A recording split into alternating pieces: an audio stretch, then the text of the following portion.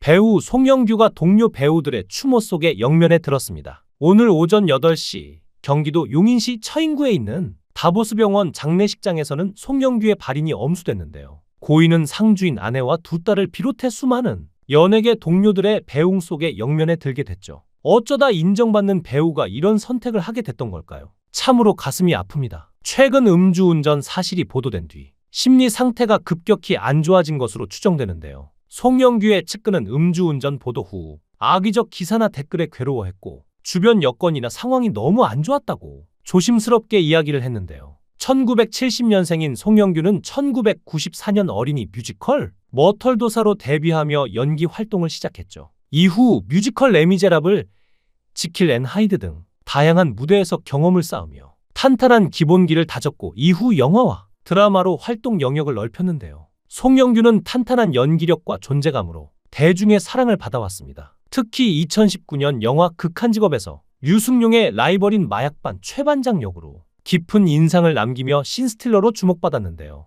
이후 강릉, 행복의 나라, 필사의 축격 등 장르를 넘나드는 작품들에서 조연 이상의 존재감을 발휘하는 배우였습니다. 드라마에서도 활동은 활발했는데요. 송영규는 보이스, 너의 노래를 들려줘, 스토브리그, 수리남, 카지노 등 굵직한 작품에 출연하며 브라운관과 OTT를 넘나드는 안정적인 연기를 보여줬죠. 최근에는 ENA 드라마 아이쇼핑에서 목사 윤세훈 역을 맡아 카리스마 넘치는 연기를 선보이기도 했는데요. 다만 지난 6월 19일 밤 11시쯤 경기 용인시 기흥구에서 처인구까지 5km가량을 만취 상태로 운전한 혐의를 받고 불구속 송치되며 논란이 되었습니다. 매니지먼트 구와 전속 계약이 만료되어 소속사가 없는 상태였는데요. 결국 출연 작품에도 민폐를 끼쳤습니다. 음주운전 적발 사실이 알려진 날은 SBS TV 금토극 트라이 우리는 기적이 된다 첫 방송과 연극 셰익스피어 인 러브 공연을 앞두고 있었죠. ENA 월화극 아이쇼핑에도 출연 중이었습니다. 이후 아이쇼핑 측은 극의 흐름과 시청에 방해가 되지 않는 범위에서 송영규의 출연 장면을 편집할 계획이라고 공식 입장을 밝혔는데요. 또한 공연 중이었던 연극 셰익스피어 인 러브의 제작사 쇼노트 역시 공식 입장을 통해 송영규의 하차 소식을 전했죠. 극한 직업으로 승승장구하던 것 같았는데 어쩌다 이렇게 될 수밖에 없었을까요? 측근에 따르면 송영규는 드라마와 영화 등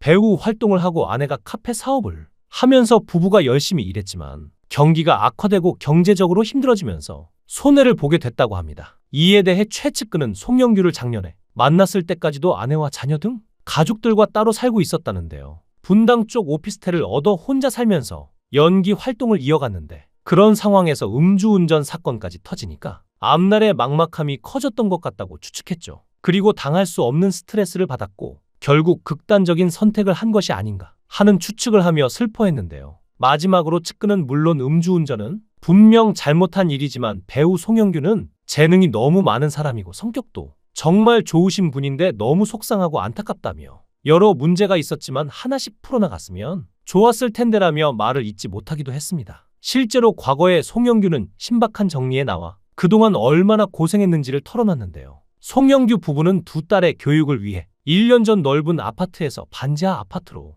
이사를 했을 정도였습니다. 아이의 꿈을 먼저 생각하자는 것이었기에 이사를 잘 왔다고 생각하고 아이들이 잘 해주니 감사하다는데요. 하지만 송영규는 교육 때문에 이사를 한 것은 좋은데 이사를 오면서 아내가 갱년기에 갑상선 항진증까지 왔다며 아내가 건강을 회복했으면 좋겠다는 마음을 털어놓기도 했습니다. 첫째는 미국에서 유학 중이고 둘째는 뮤지컬 전공이라 예고에 들어갔는데요. 둘을 충분히 지원해주기 위해 살림을 줄일 수밖에 없었다고 했죠. 딸들이 너무 잘하고 있어서 아빠가 뒷바라지 해주겠다고 했다고 상황을 설명했던 것인데요. 그리고 며칠 전 사망 소식이 전해진 것인데요. 한 가정의 가장이자 남편으로서 자식들을 먹여 살리려고 노력했던 송영규가 이런 식으로 세상을 떠나게 되다니 참담한 마음을 감출 수가 없습니다. 실제로 과거에 뼈 빠지게 가난해서 처가살이를 할 수밖에 없었던 시절도 있습니다. 송영규는 대학에서 연기를 공부했고 아내는 무용을 전공했는데요. 송영규는 예술 철학 시간에 대학장에서 수업을 하는데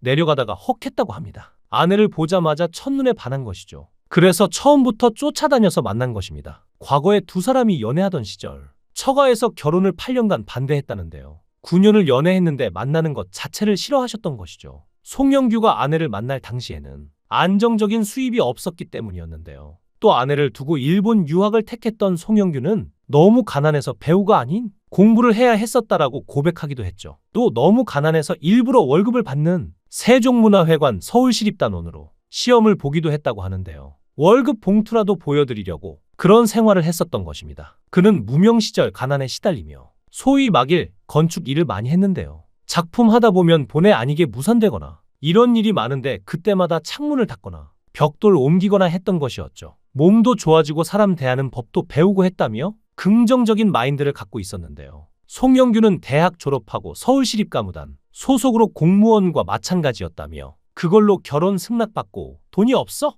처가살이로 시작했던 건 것이었습니다. 장거리 연애와 부모님의 반대를 모두 견뎌야 했던 송영규죠. 게다가 얼마 전까지 고층 빌딩에 유리창 청소를 했다고 밝혀 모두를 깜짝 놀라게 했는데요. 신혜라가 주변에서 알아보지 않았냐고 묻자 송영규는 신기하게 다 알아보시더라며 그때 11 드라마 출연 중이기도 했는데 그래도 알아봐 주시는 게 감사했다고 했죠. 또한 송영규는 극한 직업에 함께 출연한 류승룡과도 오랜 인연이 있는데요. 고등학교 때부터 친구인데 같은 대학에 같은 과에 다녔는데 송영규는 89학번, 류승룡은 늦게 들어가서 90학번이었다고 합니다. 송영규의 배우 인생의 가장 기억에 남았던 작품 중 하나는 1600만 관객을 동원한 영화 극한 직업이었는데요. 송영규는 당시에 영화가 잘 돼도 200만 관객이 될 거라고 생각했었다고 합니다. 그런데 현장이 너무 재밌었고 배우들이 똘똘 뭉쳤다고 하는데요. 송영규에게 극한 직업이 의미 있는 또 하나의 이유는 주연 배우이자 절친인 류승룡도 포함이었습니다. 고등학교 때부터 친했던 송영규와 류승룡은 극한 직업을 통해 동료 배우로 만나며 또 다른 추억을 쌓게 된 것이었죠. 송영규는 처음엔 류승룡이 캐스팅된 줄도 몰랐다는데요. 리딩 현장에서 만났는데 반가웠다고 하죠.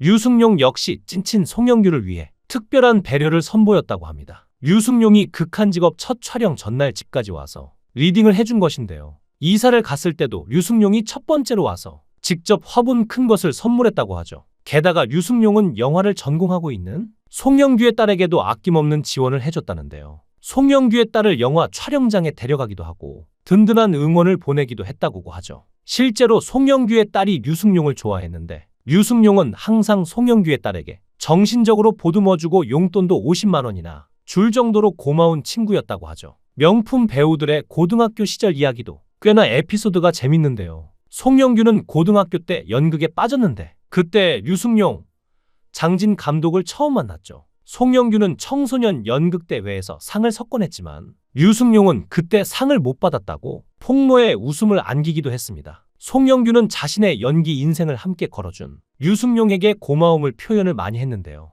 각자의 자리에서 대한민국의 수많은 관객, 시청자들을 울렸던 두 사람, 연극부 동기에서 믿고 보는 배우로 자리한 송영규, 류승룡의 명품 우정이 이렇게 끝나다니 정말 안타까운 마음을 감출 수 없습니다. 한 연예계 관계자는 송영규가 사건 이후 심적으로 매우 위축돼 있었고 활동을 거의 하지 못하다 보니 생활 자체가 무너져 내렸던 것 같다 전했는데요. 지인들 사이에선 최근 들어 식사도 제대로 못할 정도로 힘들어했다는 증언도 이어지고 있다고 합니다. 실제로 그는 한동안 연기 활동은 물론 광고나 방송에서도 모습을 보이지 않았죠. 결국 송영규가 짊어진 경제적 부담과 심리적 압박이 극단적인 선택으로 이어진 게 아니냐는 분석이 제기되고 있는 것이죠. 재기의 기회는커녕 모든 문이 닫혀버린 상황에서 그가 얼마나 외롭고 고통스러웠을지는 짐작조차 어려울 텐데 모쪼록 남은 가족들 역시 무너지지 않도록 누군가 지켜봐줘야 할 것 같습니다. 그의 연기와 인간적인 면모를 기억하며 깊은 안타까움과 추모의 뜻을 전합니다. 삼가 고인의 명복을 빕니다.